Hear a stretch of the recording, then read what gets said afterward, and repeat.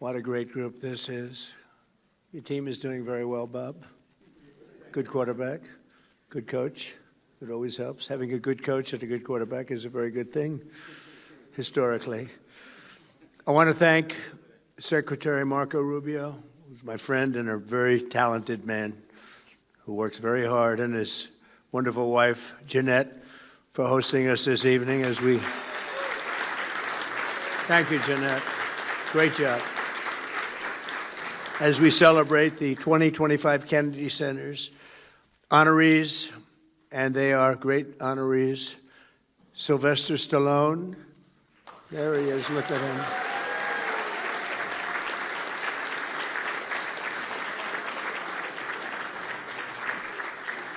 He got stuck in traffic, but he made it. He wasn't going to miss this under any... We heard he was walking up. I said, okay, now we can start. You look great. Thank you both very much. Jennifer, thank you very much. George Strait. Thank you, George. Right. King of Country. That's great. Gloria Gaynor. Gloria.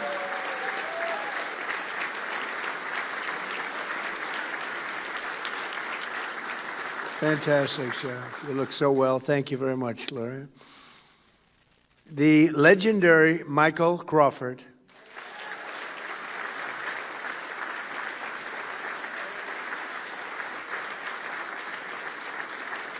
Thank you, Michael. Thank you, Michael. That's some job. Thank you very much, Mrs. Crawford, for being here with your two beautiful daughters. Really an honor to have you. I don't want to say how many times I've seen you in Phantom, but you know, when you have a great artist, it's true with paintings, it's true with music, it's true with dance. Every time you see it, it gets better. And you see things you've never seen before, but I've seen you many times, and there's never been anybody like you. Thank you very much, Michael. Congratulations. And the truly legendary rock band Kiss. Thank you, fellas. Thank you. That's great. Thank you very much. And this is really much, really, look at it, pure talent, a lot of talent, as has ever been assembled under one roof. We've done something that they've never done before, and I'll be doing something that hasn't been done before. The President of the United States is hosting at the request of a certain television network.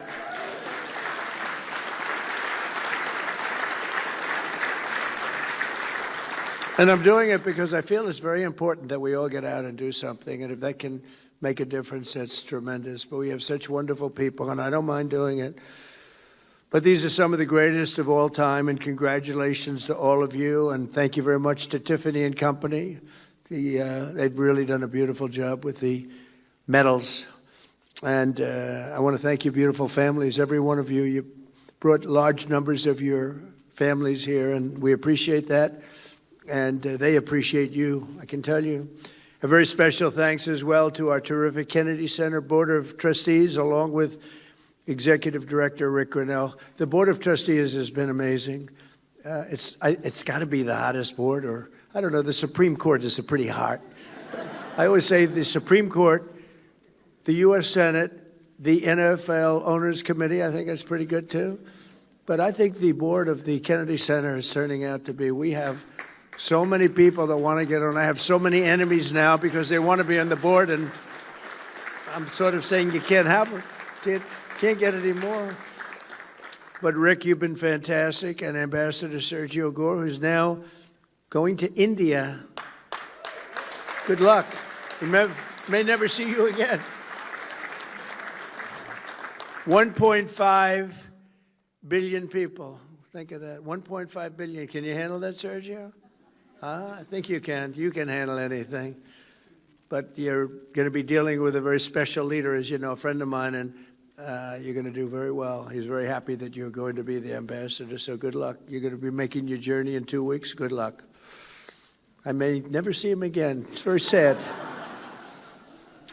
Also, I want to thank Secretaries Howard Lutnick, Doug Burgum, FCC Chairman Brendan Carr, my daughter Tiffany and her wonderful husband Michael, and so many other distinguished guests. We have so many people here, senators. We have other secretaries, and I'm just seeing some of you in the crowd. You are a good-looking crowd. I also want to thank everyone here tonight who has so generously supported our effort to restore and revitalize the Kennedy Center. It was in rough shape to a lesser extent, but the White House was in rough shape. You know, we're bringing the White House back room by room, and they sort of laugh when they say, well, the Lincoln bedroom, we had to fix it up. It wasn't looking too good, but we fixed it up, leaving it the way it was, but fixed up. It's in tippy-top shape. You know, I always used to say, it's got to be tippy-top. But you had a lot of other presidents that weren't into that. I've always been into it. The Oval Office has reached a new level. The Cabinet Room, everyone wants to see the Cabinet Room, and it's so beautiful now. We took some of the paintings that were downstairs in vaults. They have big vaults. They have 2,000 paintings, over 2,000. We have great curators, 7 of them, and they love the place. Some of them have been there for 40 years, and if they don't like you, you don't get the painting you want. You don't get the Declaration of Independence brought up into the Oval Office. A couple of other presidents suffered without it because they said, I'm not going to be able to do it. But they've been great.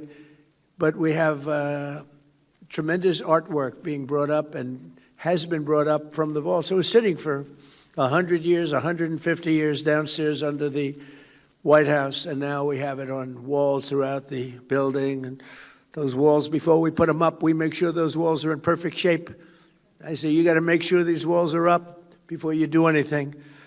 And we've done a lot of work. We've redone great marble floors that were beat to hell. We've done not good floors that were out of one-by-one boxes from certain stores that are not very good. They shouldn't be there. Those floors should not have been there. And we've replaced them with the most beautiful marble, statuary marble. They call it in Italy statuario. Great white and black marble that forms Greece and big parts of Italy. And Italy, during a time when Italy was extremely strong, and Greece when Greece was Greece. And they had that, and we now have that in the White House, replacing one-by-one tiles that were not good. But we've fixed the White House, and we've fixed the Kennedy Center. The Kennedy Center has some work to be done. We've worked very hard on it, actually. I spent a lot of time there with contractors. I mean, I go around. I have 2 jobs. I have a construction job, which is really like relaxation for me because I've been doing it all my life. But we're fixing the Kennedy. I said, you need a new roof. They said, sir, there's a lot of water coming down. You know, they didn't know. You need a new roof. It's been there for like 45, 50 years. And we're doing everything. We're doing brand new air conditioning. Carrier's been so incredible. They made a donation, a big donation on the ballroom. We were bidding out the ballroom, and Carrier came along, and they said, sir, we'd like to contribute the air conditioning for the ballroom. It was like $17 million. It's a lot of air conditioning and heating. And a great steel company came along and said, sir, we'd like to contribute the steel. That's a big steel. That's a big account. And we had Caterpillar Tractor come along and said, sir, we'd like to contribute all of the tractors, all of the excavation equipment, and all of the lifts and generators and everything else you have in the ballroom, because it's got a lot of very complex equipment that you wouldn't think of. So I want to thank Caterpillar and others. Others are going to be made public, but they've really been very gracious, and we're having the same thing happen at the Kennedy Center. They view it as a very important thing, and we have marble experts, some of the greatest marble people anywhere in the world, and they're taking this marble that was in such bad shape that everyone said, we have to rip it down, we have to take it down. No, the marble is great, big, beautiful slabs. You don't get them like that anymore. It's very hard. Giant, they call them the giant slabs. They don't make them. But with tender, loving care, and I always say, remember, if you take 1/100th of an inch off the top of the marble, you have brand new marble. People don't know that. They see the marble and they say, oh, the marble's stained or the marble's gone. I say, no, no. If you go just a little bit, if you take just a little bit of that skin off and you get it down, it's called grinding, you grind it down just 1/100th of an inch, you have a brand new slab of marble. And you've saved a little money, to put it mildly, like millions. The marble job was going to cost $59 million. They thought we had to take all the marble off the building and replace the marble with new marble. It was going to cost 59 to, we had prices from 59 to 75 million. I think I'm going to spend $1 million to have it made beautiful.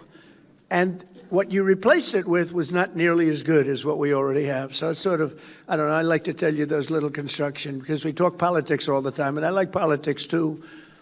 I said to somebody the other day, am I a better politician or construction real estate person? And they didn't know how to answer that question. I'm not sure how to answer it either, if you want to know the truth. But I actually get great relaxation out of fixing the White House and fixing the Kennedy Center. And it takes a little time, but not really, because it's time that some people want to rest. I don't really want to rest. I want to do things. And to me, it relaxes me. It's almost like, it's really almost better than resting. And we're bringing these places of great distinction, we're bringing them back. And the Kennedy Center is going to be incredible. Within 10 months, I mean, you're going to see, we've already done tremendous amounts of work, but within 10 months, you're going to see something that you'll really be amazed at. You know, one of the things with the Kennedy Center, because this is really honoring that tonight, but the sound is great. And if you don't have good sound, Lincoln, I don't want to say anything bad about Lincoln Center, but they've had a lot of problems over the years with sound. A lot of you, some of you on that board, you're here tonight, it's a very distinguished board also. But as you know, they have at Lincoln Center, they have a sound problem, and they've rebuilt one of their great buildings because the sound was always bad. And they can't get it right. They can't get it right. It's a very hard thing to do. There's a little luck to that. You know, you have to be a little bit lucky. And some of the greatest opera houses in the world in Europe were built 200 years ago, 300 years ago. And they had no sound engineers in those days, but they did have a lot of marble and stone.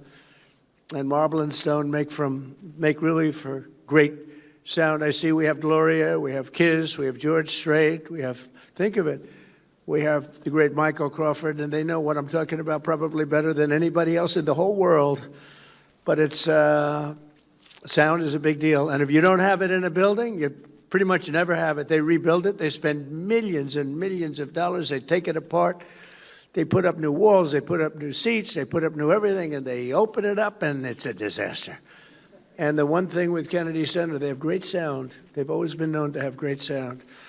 And we're putting up large slabs of marble in a couple of the great halls, and it's already, we did some testing, it's made it, as good as it is, it's made it even better. Marble can do that. So we've reviewed everything you have to review and reversed the decline of this cherished institution, and the Kennedy Center was really boy, the money they spent over the years. They spent so much money, and you couldn't see where the money was spent. We're still trying to find out where did they spend all that money, but they didn't know what they were doing, and it's a shame. And we almost lost that building. That building was very close, structurally and every other way. We've totally reversed it, and now it's going to be in great shape for another, literally for 100 years. It's going to be in great shape. It's going to be in better shape than ever before. So we've done a real job. We've secured historic funding for the Kennedy Center, and we got that in the great, big, beautiful bill. That's a bill that everybody said was impossible to get passed. They said, you can't do it. It's too big. It was supposed to be 17 bills.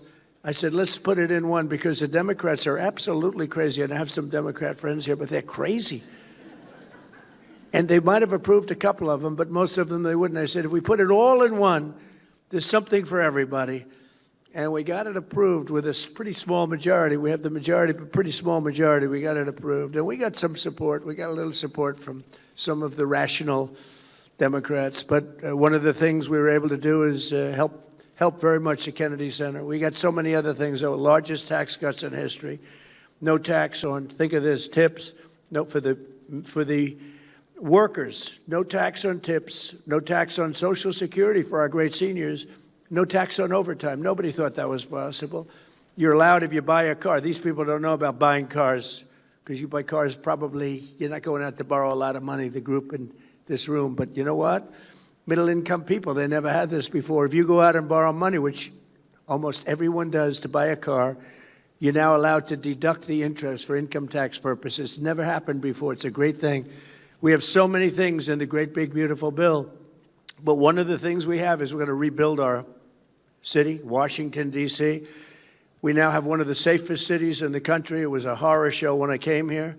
A year and a half ago, this city was so dangerous. A year ago, it was so dangerous. We've been there 10 months, and now we're setting records for safety. We've had virtually no crime. We had terrorism 2 weeks ago, week and a half ago, horrible terrorism. But it sounds like we were doing so well that the terrorists felt they didn't want to see us do very well. But we have right now the safest capital. We have as safe a capital as anywhere in the world, and we had one of the most unsafe capitals in the world. Thank you. And I walk through the White House, and I'll see especially young women say, "Sir, thank you very much." And I know immediately what they're saying. They're not thanking me for the 8 wars that we've stopped. They're not thanking me for even the tax cuts or any of the other things we've done. They're thanking me because they can actually walk to the White House. They feel safe now in the city, and they are. And I want to thank our National Guard. They've been unbelievable. The National Guard has been great.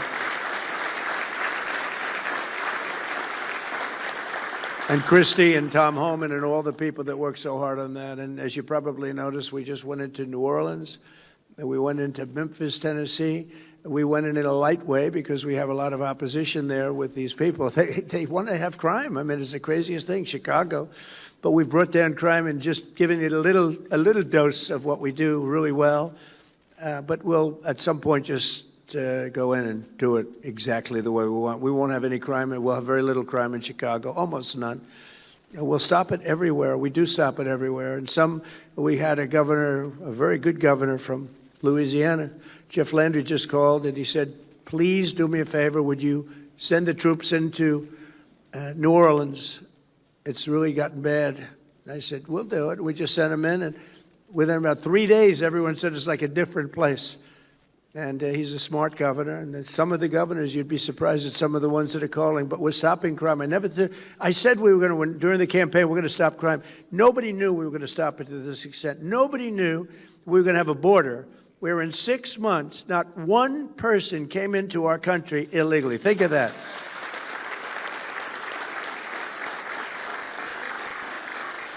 So we went from the worst border where millions and millions, 25 million people over the course of the 4 years came into our country, many from prisons and gang members, drug dealers, mental institutions. They came into our country, getting them out, have to get them out.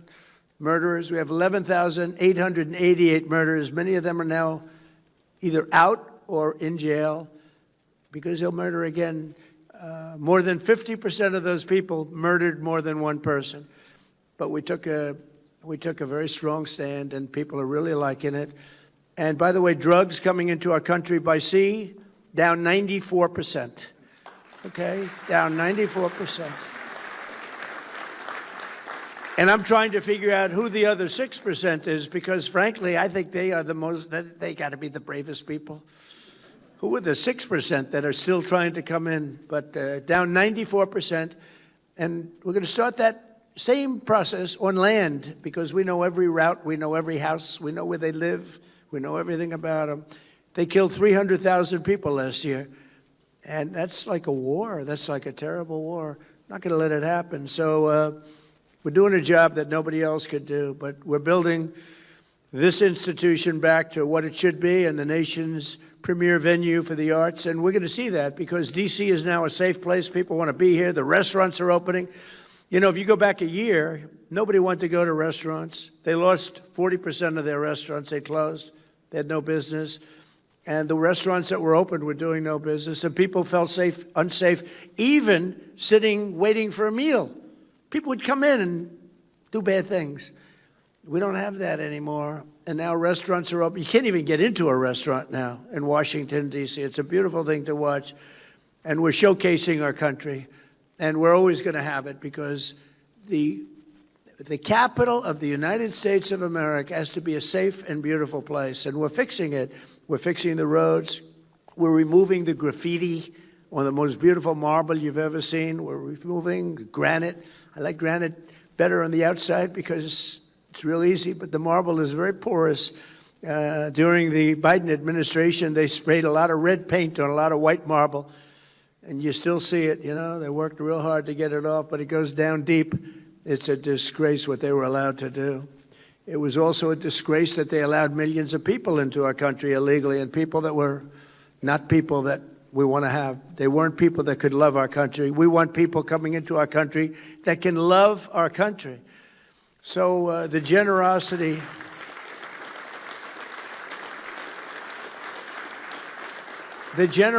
of so many outstanding donors, and Rick mentioned some of them, but we've had so many people that just are so generous. It's been really incredible. And as you know, this is America's 250th anniversary. So we have all of these people, and next year is right around the corner, and that's going to be big. Then we have the World Cup coming, and we have the Olympics coming. And, you know, I got the Olympics, and I got the World Cup. I cannot take credit for getting 250 years. That was just, we sort of lucked out. I tried to do that, but it didn't work. We lucked out. But the 250 is going to be incredible. In fact, we're having, on June 14th, we're having a fight. All of the greatest champions in the world, the UFC fight, they're building an arena in front of the White House, if you can believe it. Then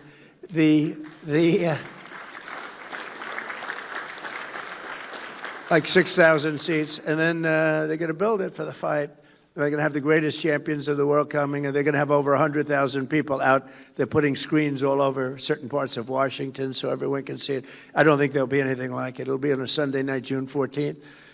Flag Day happens to be my birthday, but I didn't do it for that reason. Just it actually, sir, we like the June 14th date. I said, you know, it's my birthday. They didn't know it, but they picked it. But it's, I'll take a little heat on that, but it's not that. But I will tell you, that's going to be some. Everyone's asking me for tickets for the UFC. That is going to be great. They're going to have the greatest champions in the world all fighting that night. The great Dana White does a great job, and he wanted to do it. And the White House will be the background of the fight. There'll never be anything like this. There has never been, and there never will be anything like that. But a few hours ago, I had the tremendous privilege of presenting the 2025 Kennedy Center honorees with their medallions, their beautiful medallions from Tiffany, right in the Oval Office. And we thought we'd do it here. We thought we'd do it at different places and maybe pick the one that we like the best. And we said, no, that hits so well. And the Oval Office, right, Michael? The Oval Office, he said it. I've never seen anything like this. There's something about the Oval Office that's special. It's really just special.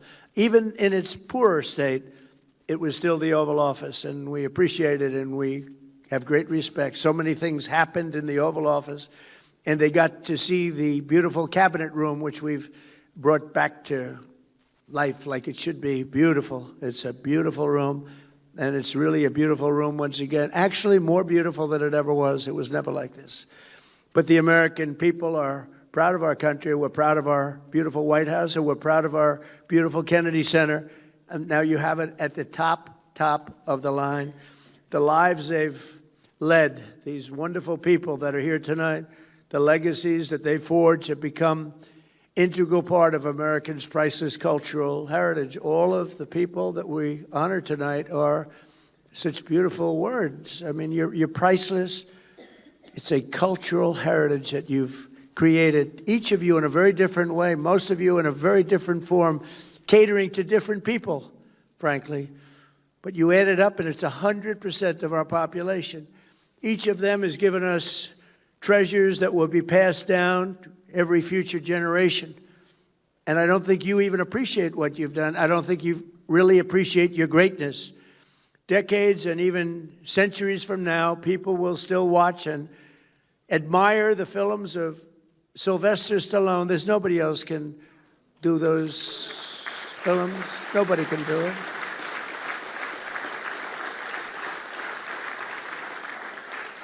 You know, he started Rocky. He had no money at all, and he had nothing. He had a car that barely couldn't, you know, he left New York. I think a place called Brooklyn, right?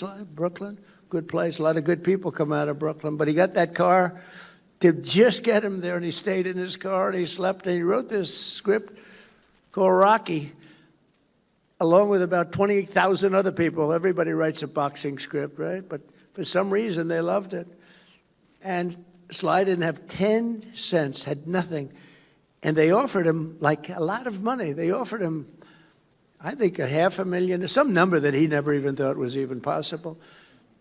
And he said, no, I don't want it. I want to make sure that you're casting the right person to play the role. And they said, well, we have stars. And they brought in stars. But the stars didn't have good bodies. They were flabby. They were not really boxers. And Sly would look at some of these guys, big names. He was intimidated in one way, but in the other way, he said, that guy can't play the role. And we won't say the names of the people, but they're really top actors. And for some reason, here's a guy that had no contacts, no anything, but they loved this one studio in particular, loved this script. And they were going crazy over it. And they brought in the top people, and Sly said, let me see your box. And he'd have a guy, and he said, he can't play the role. He had a lot of flab around the upper chest area. It's supposed to be solid like a rock. And then they brought in another one. And finally they looked at Sly. They said, oh, man, you're in good shape. You think you could play the role? He said, I'll play the role. I'm not going to let somebody else play it. And he was actually willing. He thought they'd have somebody, but he said, that's not a boxer. That's not a fighter. These are good movie stars. Keep their shirt on, but they're good movie stars. But they're not fighters, right? And he took that role, and the rest is history. The rest is history.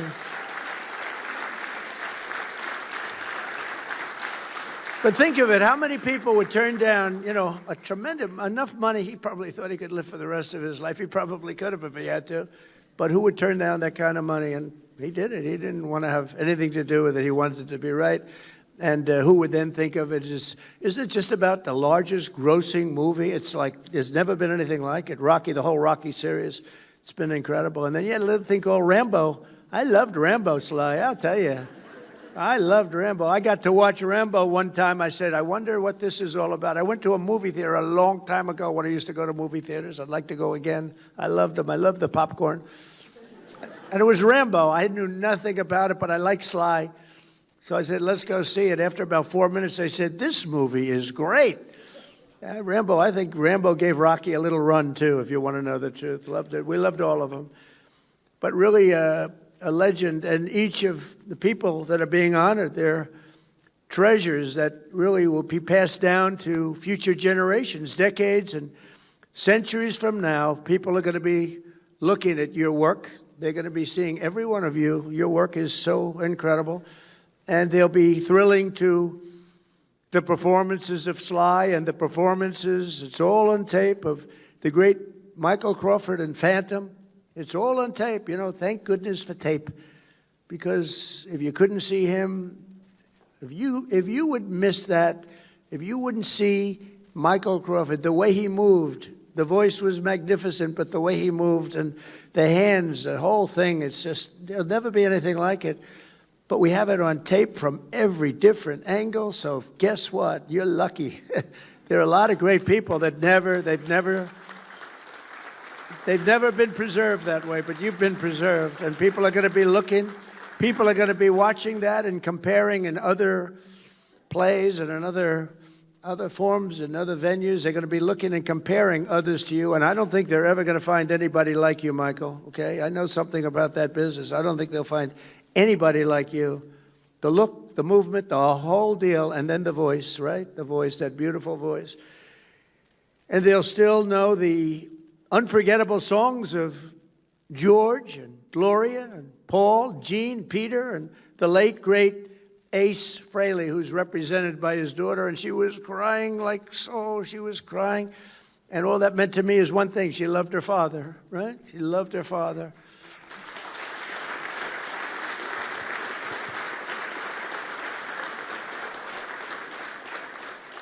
And the guys loved him. That band has stuck together for a long time. I've known a lot of bands, and they don't last too long. They're gone, much to the detriment of themselves, actually. But these guys get along, and I love to watch people. And I was watching them, and they really respect each other, and they like each other. I just congratulate you. What a job. What a job you've done. What a great job. Thank you all. I've known Gene for a long time, and I've known the others for shorter periods of time, but they're real talent. And tonight they're really appreciated. The world has seen it, and the world is now watching. They're watching. The whole world is watching this.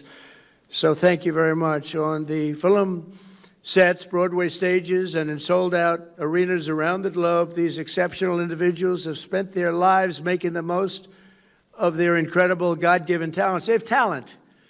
They have talent. The great Gary Player, he hits shots. He's 90 years old. He still plays good. He shot a 70 with me the other day. He's 90. We're playing pretty far back, too. He's incredible. You think Biden could do that? I don't think so. Can't lift the club. But Gary was demonstrating shots, and one guy was having a very hard time, couldn't get out of a sand trap. Gary's known as the greatest sand player, #1 ever. He got down in the U.S. Opens, 2 U.S. Opens back-to-back. He got down 69 out of 71 times. I would say that's good. Even if you don't know anything about golf, you'd have to say that's good. But he got down, and this poor man I was with, he was blessed with talent, but not golf talent.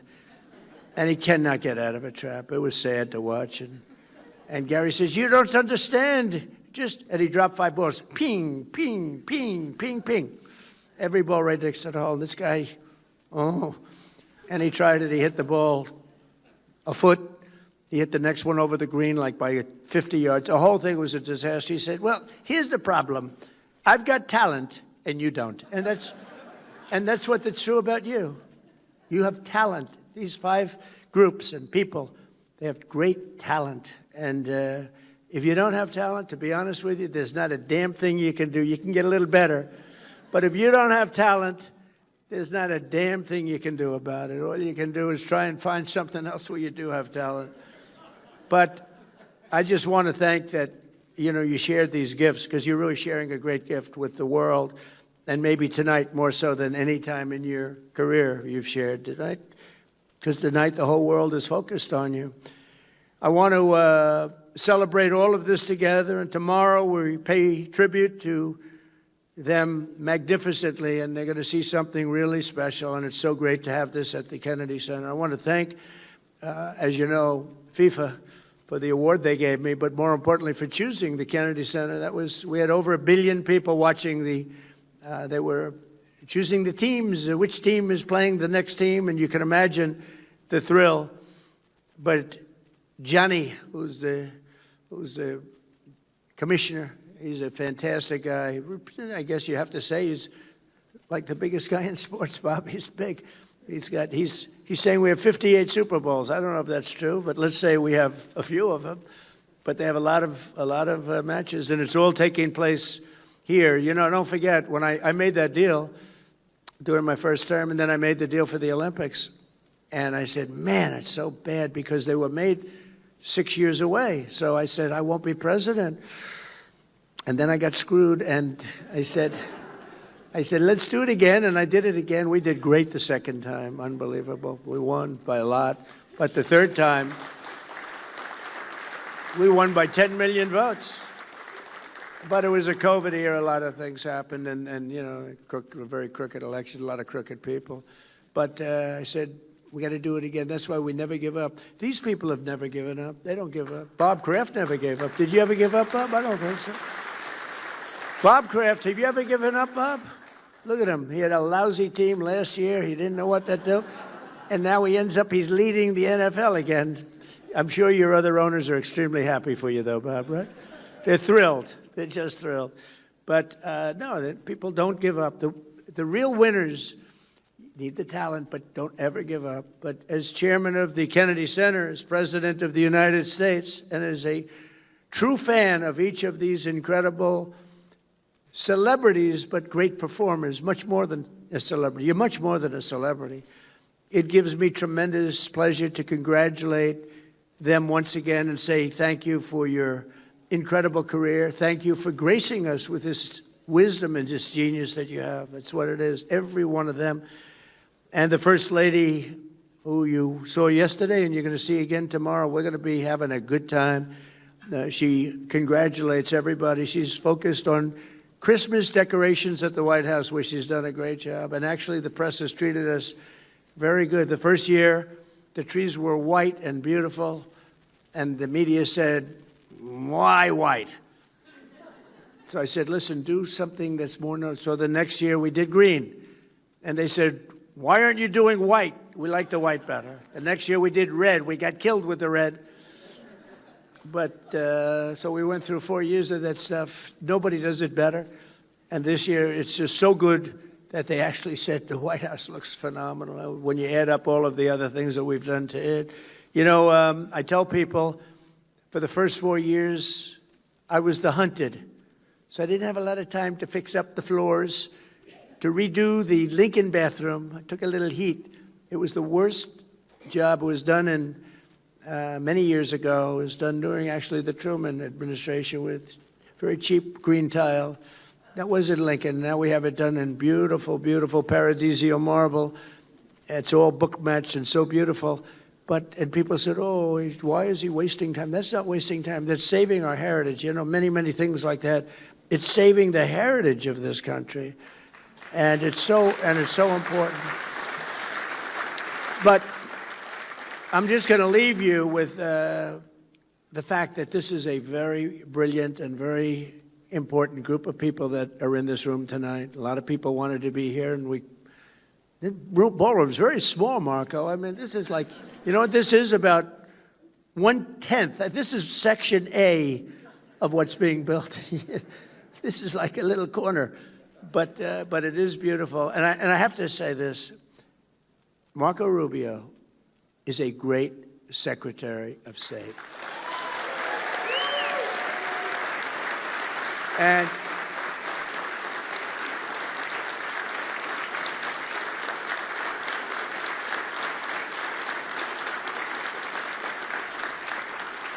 I think he's going to go down as, you know, look, we've had some good ones. We've had some bad ones, too, real bad ones. We've had some real dummies and some real brilliant, great ones. I think Marco, if we keep going like this, he's going to go down as the greatest Secretary of State in the history of our country. So, Marco, thank you very much.